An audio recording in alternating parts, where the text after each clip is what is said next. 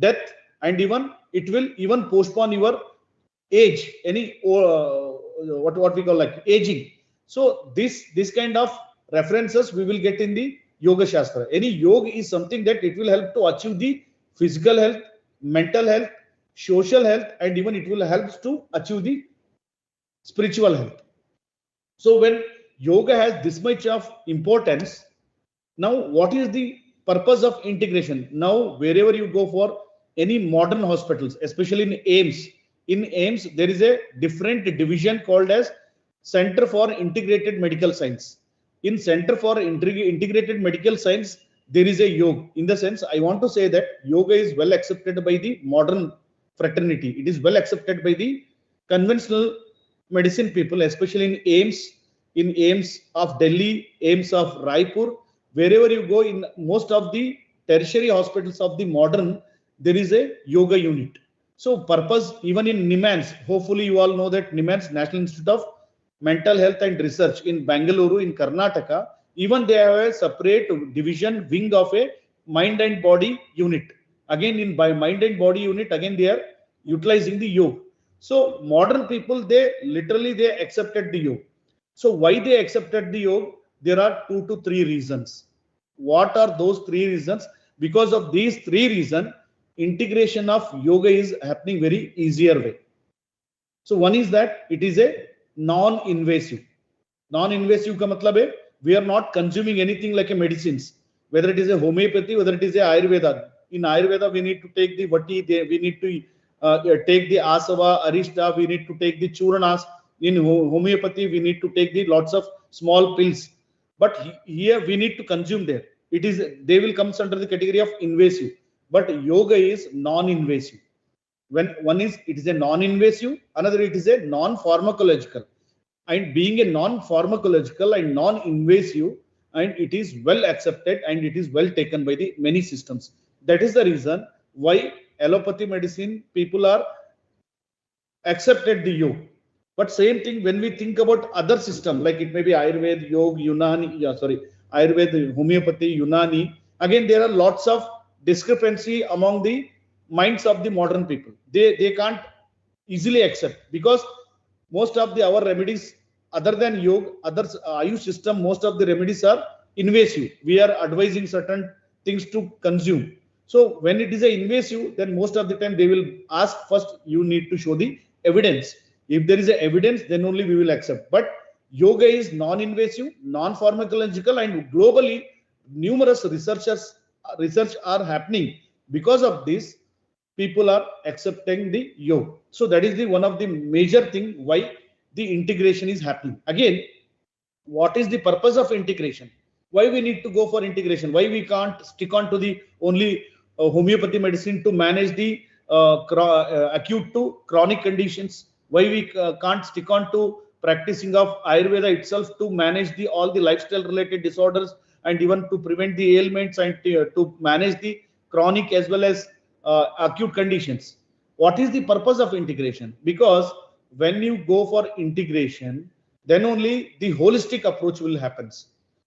Holistic approach in the sense it should help to address the psychological part, it should help to address the physical part, and even it should help to address the spiritual part.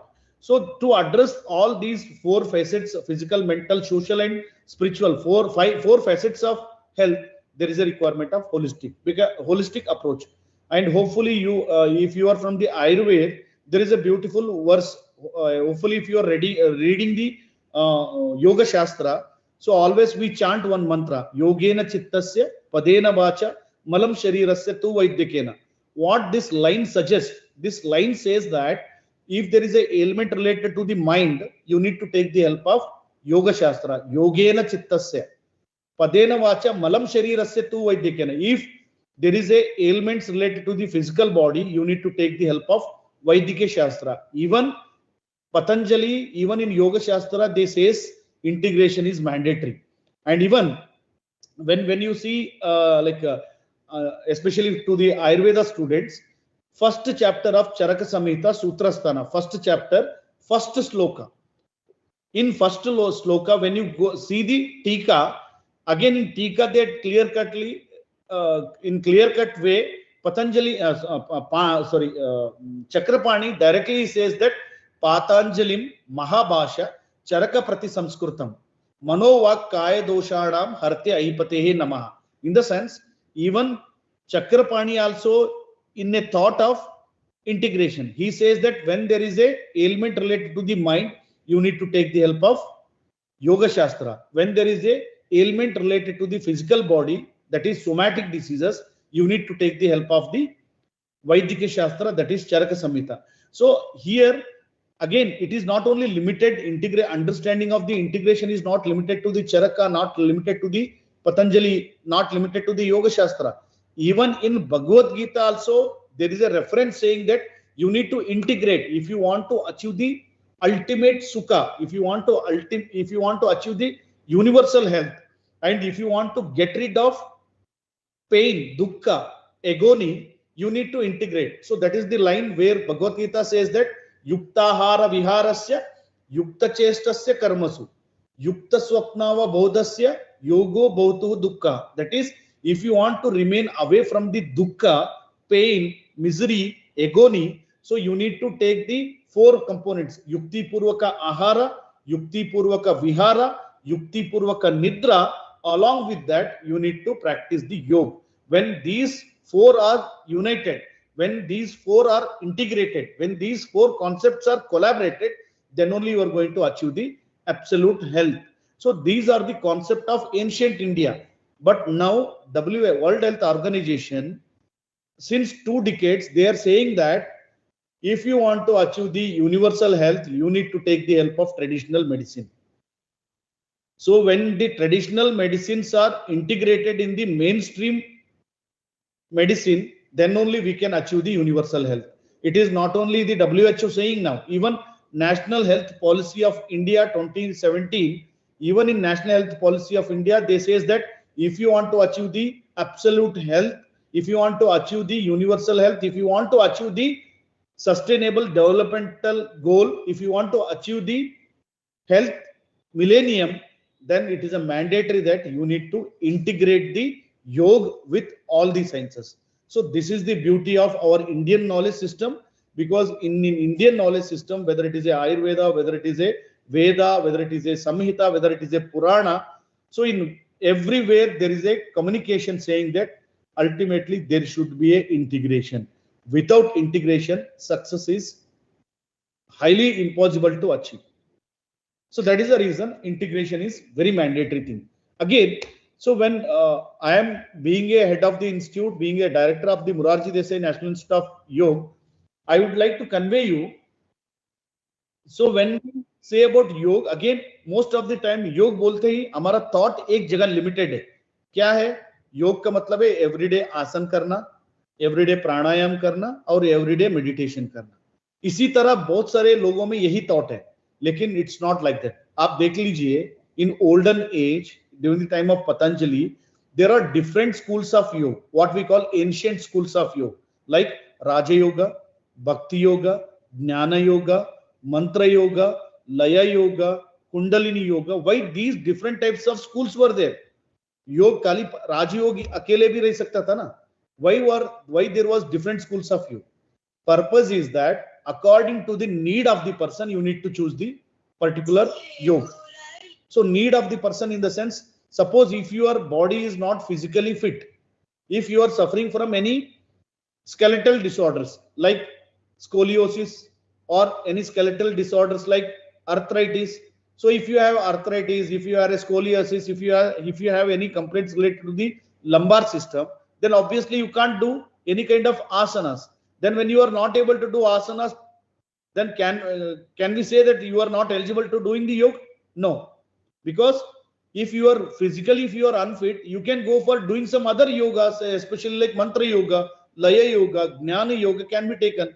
So in such a way, according to the need of the yoga, there are different schools. So if you are, because students, especially students, will be having a lot of mental fluctuations.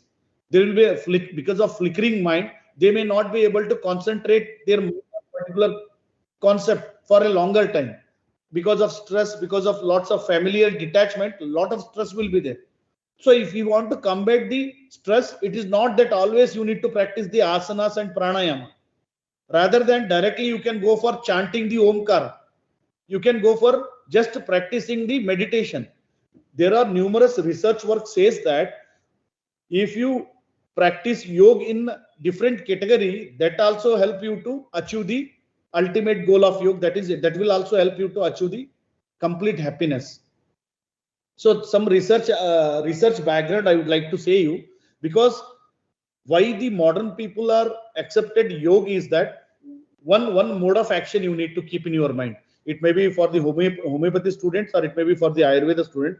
One mode of action of yoga you need to keep in your mind. Effect of yoga on any ailments, effect of yoga on mind and body literally happens by two mode of actions. One is top up action, another is bottom up action. And is top up action and bottom up action is nothing but, top up action is that first when you do yoga kriyas or yoga abhyasa, it will helps to work on the mind, that is neuropsychological mode of action and neurophysiological mode of action. यानी एक example आपको देता हूं, जब आपको आपके पास कोई hypertension का पेशेंट्स आता है मान लीजिए, तब हमारा लाइन ऑफ ट्रीटमेंट क्या होता है? हम एंटी हाइपरटेंसिव देते हैं, वो आयुर्वेद का हो या होम्योपैथी का हो, या वो लाइक एक्सेसिव हाइपरटेंसिव है तो हम डायरेक्टली बोलते हैं भाई better you go to allopathy and take the anti hypertensive drug. लेकिन हमारा लिमिट खाली एंटी हाइपरटेंसिव ड्रग देने तक नहीं होता है. Along with that what we are going to advice, okay आपको नींद भी अच्छा आना है, क्योंकि नींद से आपका बीपी टेंशन कम हो जाएगा बोल के हम एक ट्रैंकुलाइजर स्लीपिंग पिल्स भी देते हैं. ये modern people usually they do that, यानी स्पीकिंग एक स्लीपिंग पिल्स भी देते हैं. साइकोलॉजी कुछ में डिस्टर्बेंस है तो एंटी एंग्जाइटी ड्रग भी देंगे, एंटी डिप्रेशन ड्रग्स भी देंगे, along with that hypertension drug देंगे. सपोज वो बंदा ओबेस है, ओबेसिटी है तो फिर कोलेस्ट्रॉल कम करने के लिए भी एक मेडिसिन देंगे. यानी ultimately for every reason they will start giving the different types of medicine. So when different types of number of medicines are going on increasing, again medicine has its own adverse effect on our body. So that is the reason when you go for accepting the yoga, so yoga being a non-invasive, non-pharmacological, it will help to address all the etiology. If it is because of stress, yoga will help to control the stress. If it is because of the cholesterol, yoga itself helps to reduce your cholesterol and address the hypertension. And if the hypertension is because of any other food and lifestyle, again yoga will help to rectify your food intake, even it will help to rectify your lifestyle. So because of this modality, it is because of neuropsychological modality, because of neurophysiological modality, yoga itself helps to address all the etiologies. It will help to address all the nidanas, etiologies. So because of this, now people, all the streams people are very much eager to accept the yoga, and they are very much eager to collaborate with the yoga. They are very much eager to integrate yoga in their routine practices. So this is the beauty of yoga, why people are very much heading towards the integrating the yoga in each and every sectors. Because always I say it is a non-pharmacological, it is a non-invasive, and even it is a top up, it has a action by neurophysiological action and neuro. Just a minute, I need to take this call. Hello.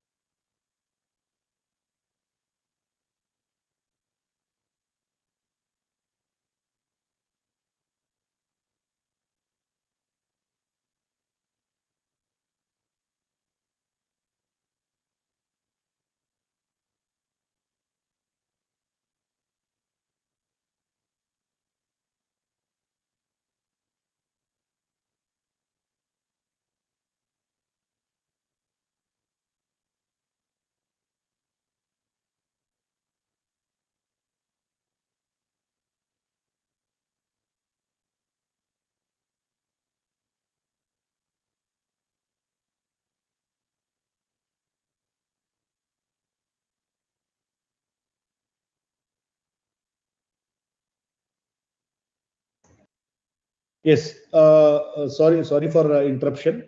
This is the importance of yoga, why people are integrating. And few example I would like to say, because importance of yoga you need to understand in such a way. So hopefully you all know that there are like a numerous research work continuously happening regarding the yoga. So one research, beautiful research, they says that suppose if you want to reduce the stress, if you want to reduce the stress by the just asanas, practicing the asanas, research says that at least you need to do 40 to 45 minutes of asana. When you do the all the standing series, sitting series, prone, supine series, all the surya namaskara, when you continuously with awareness, complete awareness, when you practice for 40 to 45 minutes, that will help to reduce your stress level up to the 90%. Another research says that suppose if you don't have time, sir, I don't have regular time to spend 40 to 45 minutes to do the yogic exercise regularly, then another research very beautifully it says that if you practice pranayama, if you practice pranayama for 20 minutes regularly, it will help to reduce the stress level up to 95%. Just pranayama for 20 minutes.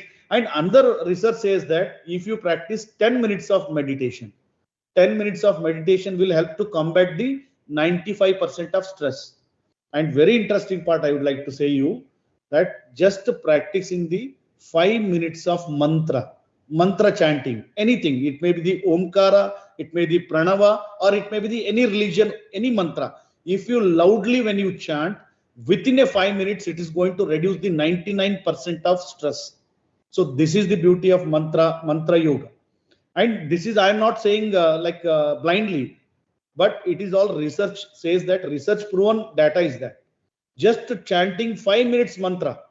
So because all of the students, especially who are facing the examinations, before going to the viva chamber, in the chamber of examination, so we will be having lot of stress, confusion at that time. Just if you just go and sit for quietly and just chant any mantras, omkara, if you chant loudly, oh, loud, and you need to visualize, you need to feel the vibrations. So when you do this in such a way for 5 minutes, this research says that it will help to reduce the stress level up to the 99%. And you know that whenever there is a stress, preferably there is a one part in the brain, you all know that, that is amygdala. Hope you all know that amygdala is one thing, when it is more active, at that time all the stress related hormones are released in the body. And unfortunate that there is no any at present, there is no any medicine or there is no any remedy to control the amygdala, to shut off the functioning of the amygdala. And preferably mantra yoga, it proven that it instantaneously reduce the functionality of the amygdala. So because of this reduction of the amygdala, because there is no any remedy, even there is no any surgery to control the amygdala. So to reduce the functionality of the amygdala, just mantra ucharan will help to reduce. And another, you might be knowing that to control the amygdala, there are some medicines are there, but they are not at all proven. But they says that if you take particular medicine for the longer time, then there is a more chances of effect of those things on the amygdala. But instantaneously, if you want to see the impact of yoga on amygdala, just mantrocharan. So this is the beauty of yoga. So according to the need of your need of the person, if you have a less time, go for mantrocharana. If you have bit time, you can go for meditation, or else you can go for practicing the pranayama. And if you have sufficient time, better you practice the yogasanas. So yogasana, how exactly it is going to show its effect on our body? Ultimately, we all know that in stress, sympathetic nervous system will be activated. So when you practice yogic asanas will activate the parasympathetic nervous system via through the vagus nerve activation. When vagus nerve activation happens, it will directly trigger or it will activate the parasympathetic nervous system. When parasympathetic nervous system is activated, all the stress related stress causing hormones and enzymes are inhibited. So that is the reason we need to always try to imbibe yogic practice regularly in your routine dinacharya. That is according to your the time नहीं है तो just मंत्रोच्चारण करिए, थोड़ा time है तो प्राणायाम कर लीजिए, मेडिटेशन कर लीजिए, और थोड़ा टाइम है तो आप योग अभ्यास यानी हमारा जो कॉमन योग प्रोटोकॉल है इसको अभ्यास करें. So according to the need of time, you need to accept the yoga. When you start accepting the yoga in such a way, when you start integrating the yoga in such a way, then you can address each and every ailment. And again, when yoga is not limited up to the practicing of the asanas, pranayama. Even yoga shastra also emphasize much on the diet, healthy diet. That is what we call satvika ahara. So satvika ahara, rajasika ahara, tamasika ahara, you all know that. But the concept of these things are elaborated in the Bhagavad Gita. But in yoga shastra, when you say concept of ahara is not elaboratively mentioned. Why I am focusing on ahara? Because Bhagavad Gita says that to achieve the ultimate health, you 4 components are supposed to be incorporated as I stated earlier. Yukti-purvaka ahara, yukti-purvaka vihara, yukti-purvaka nidra, along with that yoga. So इसीलिए योग के साथ आप आहार को भी जुड़ना है, योग के साथ विहार को भी जुड़ना है. जब आहार की बात आता है तो आहार में बहुत सारे कंपोनेंट है, मात्रावत यानी क्वांटिटी भी अलग है, क्वालिटी भी अलग है. Again, we should, whenever you are practicing yoga, even you need to focus on ultimate food intake. Most of the time, when I ask you people, what is the right time of food consumption? Healthy individuals कितने बार भोजन करना है बोले तो आप लोग क्या बोलेंगे? What will be your answer? Healthy individuals are supposed to have meal 3 times a day or 2 times a day. Again, you will be having lot of different opinion. 2 times a day, 3 times a day, but exactly saying in Ayurveda Shastra and even in Yoga Shastra also they had given the importance to the Agni. आप लोग देखिए योगाभ्यास करते हैं, exercise भी करते हैं. When you are going to do the yoga abhyasa, so preferably it is done in empty stomach. Is it right? It should be done in the morning and it should be done in the empty stomach, whether it is a yogasana, whether it is a vyayama. But how you are going to assess that the food what you consumed earlier, it got digested? If it is not digested and if you are indulging yourself in doing the physical activity, again that will give rise to the lots of complication. In Ayurveda, there is a direct reference saying that, especially in the conditions like Amavata, in Amavata is nothing but the what we say, it's a rheumatoid arthritis. In Ayurveda, there is a direct reference that soon after having the food, if you do the physical activity, it will induce us the complaints like rheumatoid arthritis. So ultimately, here, whenever you are practicing yoga, whenever you are practicing any physical activity, you need to practice in empty stomach. Then who is going to tell you that your body, your abdomen, your stomach is empty or empty, or it's empty from the food? Who is going to communicate that? So that we need to understand. क्योंकि बहुत सारे patients आते हैं ना, patients को हम बोलते हैं भाई आप डेली योगासन करो. कब करना है? भूखे पेट या खाली पेट करो. लेकिन दोपहर में भोजन करने के बाद सपोज उसके पास शाम को समय मिलता है, हम बोलते हैं भाई शाम को समय मिलता है तो शाम को आप योग अभ्यास कर लो. लेकिन भोजन 2 बजे किया है और शाम को 6 बजे अभ्यास करेगा तो वो कैसे हो? भोजन के 3 घंटे में तो भोजन तो पचता नहीं है. So when it is not going to get digested, if any person does the yogic asana regularly or any exercise regularly in such a way, even that may affect the body adversely.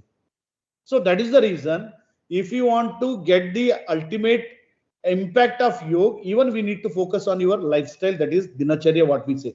So even yoga shastra says that whenever you do yogasanas, first you need to observe your abdomen. First you need to see the digestion status of the food what you consumed earlier.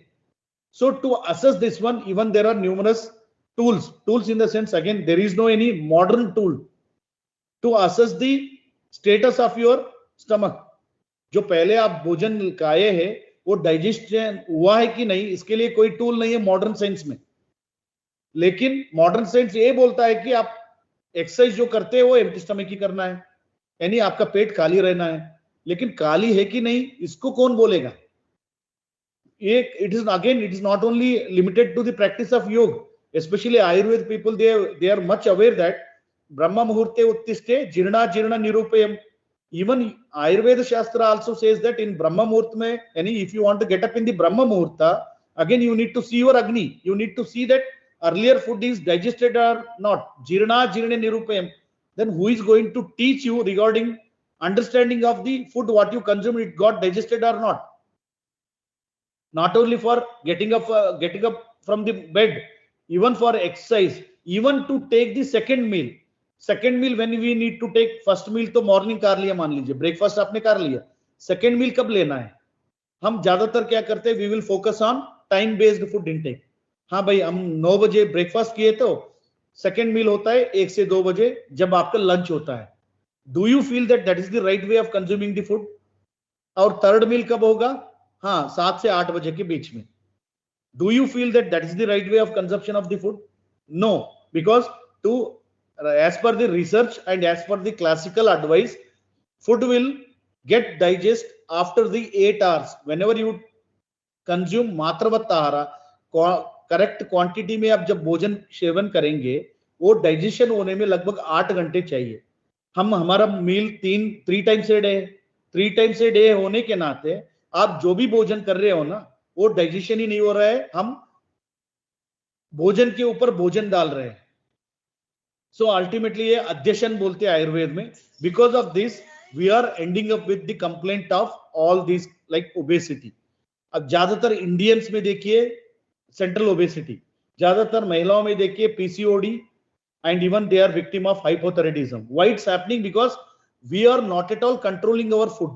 We assume that taking the meal appropriate on time base is itself helps to maintain your body. No. So yahan bhi what exactly I want to say that you need to understand the Agni.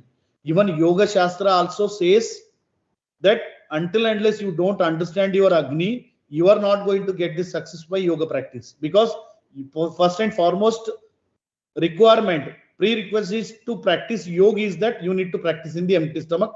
Then understanding the empty stomach, how you are going to do, that is by the Ayurveda Shastra. This is only the Shastra where we are going to get the reference to understand the food, what we consumed, it got digested or not. That is Udghar Shuddhirotsaha Vegot Sarga Yatoditam Lagutaha Kshut Pipasaha Jirnahara Lakshanam. That is, the person should have a clear belching, the person should feel real appetite, the person should feel the thirst, the proper evacuation of the bowels in the morning, and person should feel lightness in the mind and body, person should feel enthusiastic to consume the food. See, these are the 6 categories, these are the 6 characteristics to assess your Agni. After assessing Agni, you are supposed to do the Yogasana.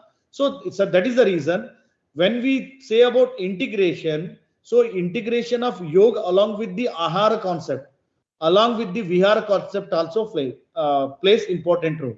So because even I have a bit commitments, before I am winding up my talk, just I would like to give 2 suggestions here. So why a very simple way to consume the food and very simple way to understand your Agni is that time-based food should be there, but preferably Ayurveda Shastra says that if you want to maintain the samatva, samadosha, samagnishya, samadhatu malakriya, you need to have the food twice a day. Again, this is the reference from the Shushruta Samhita, Vibhajyam Deshakaladinam Kalayor Ubayorapi. Vibhajyam Doshakaladinam Kalayor Ubayorapi. So healthy individual to maintain the samatva is supposed to take the Ubayorapi twice a day. And even in Bhav Prakasha and Yoga Ratnakara, there is a reference saying that Pratah Sayam Manushyanam Ashanam Shrutiboditam Nanantaram Bhojanam Kuryat Agnihotrai Samayrapi. So to maintain the normalcy of the doshas, to maintain the normalcy of all the tissues, you are supposed to consume the food twice a day. That is in the Pratah Kala and Sayan Kala. So Pratah Kala, what is Pratah Kala? It's not Pratah Kala. When we are going to say that, it will start from the Suryodaya. Sunrise hone ke baad Pratah Kala shuru hoga. That is 6 to 7, 7 to 8, 8 to 9, 9 to 10. 10 to 11, 11 to 12 हम प्रातः काल ही बोलते हैं ना, प्रातः काल में कब लेना है? सायंकाल बोलते हैं, सायंकाल 6 से शुरू हो जाएगा, 6 से 7, 7 से 8, 8 से 9, 9 तक आएगा, 9 के बाद रात्रि काल शुरू होगा। अब प्रातः सायं बोले तो कब लेना है? हम बोलते हैं कि 8 से 9। आजकल बच्चों का क्या होता है, 6 से 7 बजे या 7 से 8 बजे खाना खिला के हम भेज देते हैं। Whether we are observing that जो बच्चा रात में जो खाया था वो डाइजेस्ट हुआ है बोल के हम सोच रहे हैं? नहीं सोच रहे, लेकिन हमें ऐसा लगता है कि बच्चों को ज्यादा खिलाना है, ज्यादा न्यूट्रिशन मिलता है, ऐसे एक कॉन्सेप्ट मिसकॉन्सेप्ट है। अब प्रातः काल बोले तो प्रातः काल 6 बजे से लेकर 12 बजे तक होता है, तो प्रातः काल कैसे हम समझे? सो इसके लिए शास्त्रों में परफेक्ट टाइम बोलते हैं, प्रथम भोजनम सपाद प्रहरे, द्वितीय भोजनम अर्ध चतुर्थ प्रहरोपरि। प्रथम भोजनम सपाद प्रहर के मतलब है पहला भोजन कब करना है? सूर्योदय के बाद 3.5 घंटे ऐड करो। So if sunrise is 6 AM, उसमें 3.5 घंटे ऐड करने से क्या होगा? 9:30। So appropriate time to consume the first meal is 9:30 to 10 o'clock. द्वितीय भोजनम अर्ध चतुर्थ प्रहरोपरि, appropriate time to consume the second meal is between the 7:30 to 8 PM. This is according to the शास्त्रा। जब ये टाइमिंग आप मेंटेन करेंगे ना, अल्टीमेटली वो 8 घंटे का फासला हो जाएगा, 8 घंटे का अंतर हो जाएगा। जो पहला मील खाए होंगे ना, एब्सोल्युटली डाइजेस्ट होगा, then you can go for consuming the second meal. Second meal आप 7 से 8 बजे ले लिया ना, अर्ली मॉर्निंग में आपको निश्चित रूप से वो डाइजेस्ट होगा। डाइजेस्ट जब होगा तो आप ब्रह्म मुहूर्ते उत्तिष्ठे जीर्णा जीर्णयम करने की जरूरत नहीं है, क्योंकि it will be digested and you can practise the regular other activities. So this is way, there are numerous way, there are numerous concept because of this timeline and because of, क्योंकि बहुत सारे concept जब हम physically बात करेंगे ना, that will be very easier to me to convince you people, but because of time constraint and even because of certain commitments, I could not come there physically to deliver the lecture and convey my thoughts. I would like to request a director of your institute, if there is any possibility in the future, then sure I will come there and I will try to communicate my concepts of understanding of the ahara, vihara and even right way of yoga practices. So this is my submission. Ultimately, you need to integrate. I would like to conclude the session saying the beautiful lines of Swami Vivekananda. Swami Vivekananda ji, he says that if you want to bring a ultimate normalcy, or if you want to bring a ultimate uniformity in the humanity, you need to integrate, that is connect the best of West with the best of East. When the best of East is connected to the best of West, then absolute normality is brought in the humanity. What is best of East is tradition. We have Indian tradition. What is the best of West? Best of West is the modern scientific evidences. When modern scientific evidences are collaborated with the Indian tradition, then there is a amalgamation, collaboration of the best of West with the best of East. When this happens, then absolutely we can achieve the concept of Vasudhaiva Kutumbakam. So by these words, I am going to conclude my today's session. If you have any doubts, you can ask, or else then I will wind up. And I would like to thank Professor Vijay Dwivedi ji for making me as a part of this event and giving the opportunity to share my thoughts. Thank you all faculties and all the students of homeopathy as well as Ayurveda for listening my lecture very patiently. And if you have any queries, you can ask. Thank you, one and all.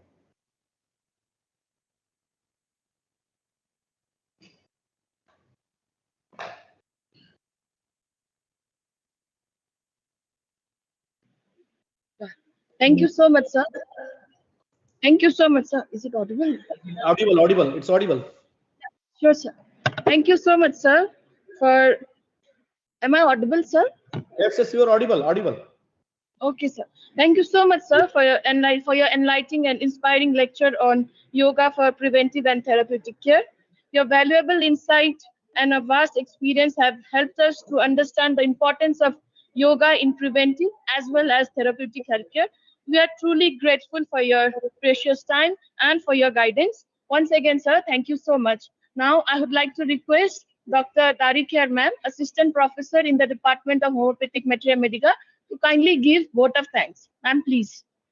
Good morning, sir. On behalf of the organizing team committee, I extend my heartfelt vote of thanks to everyone present here for making this online lecture program a great success. We are deeply grateful to you, sir, for sparing your valuable time and also delivering uh, your speech and enlightening us with your lecture on yoga for preventive and therapeutic care, a new healthcare paradigm. Your valuable insight on the role of yoga in modern healthcare have truly inspired us, sir, and thank you so much, sir. I also sincerely thank our respected director, sir, principal of both the college and organizing team for their continuous guidance and support in arranging the program and making it successful. Once again, I thank you everyone for your valuable time and contribution. Thank you.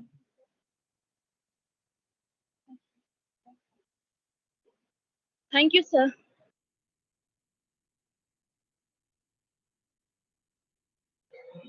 Thank you, sir. Thank you very much. Thank you so much, sir. We have come to this end, so we are very grateful, sir, for your presence. Thank you, sir. We'll end the program. Thank you, sir. Thank you, sir.